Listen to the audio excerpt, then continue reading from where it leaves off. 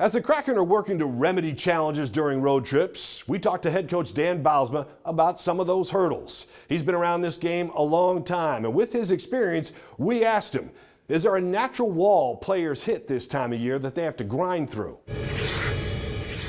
Somewhere in the 45 game to 55, 60 game point is, you're definitely in the grind of it. The beginning of the year and the start has worn off, and you still have a couple months to go, and you're playing from city to city, and it's game 54 and game 55 and game 52.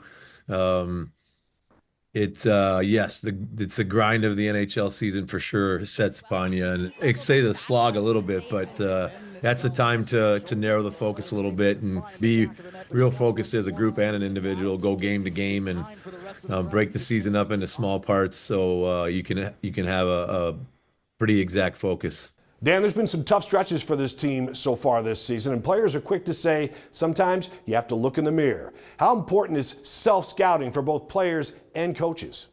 We're in that process all the time, both individually and as a team, evaluating, how we're doing as individuals and how we're doing as a group and as a team as well. And so I think, you talk about the grind of the season, but the halfway point is a point where, you have a little introspective about how the season is going, where you're at. You can start to project individually, okay, this is the season I'm having. Am I at where I want to be at? Am I at where I think I need to be at? And that as a team as well. And I think only through that process is a chance to continue to grow and get better, both as an individual and as a team. And so that's a bit of the struggle we're in the team right now, where we know where we're at in the standings, and we got to have a singular, a smaller focus is to try to get our team out of this where we're at.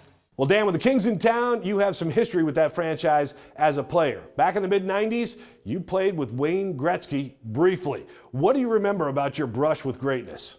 I can probably tell you a lot of details about it, and he can probably tell you not very many about it because obviously I was a young kid in my first couple training camps in the National Hockey League, and all eyes are on Wayne Gretzky from my standpoint. He's what I think the greatest player in the game. And the second year with the Kings, I got a few games. I got called up. I was playing hockey night in Canada. It was in LA, but it was hockey night in Canada against Toronto Maple Leafs. We're down in this game. It's 5-2. It's late in the game, and we find ourselves on a 2-on-1, Wayne Gretzky and me. And he's coming down the left side. He's a lefty. I'm opening up on my one-time side. I know that he's going to pass me the puck. Everyone knows he's going to pass me the puck.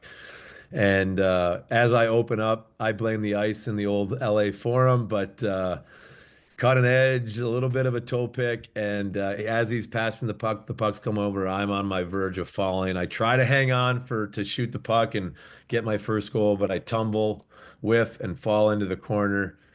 And he went in the door and went to the left. I went in the door and went to the right, and we never spoke again.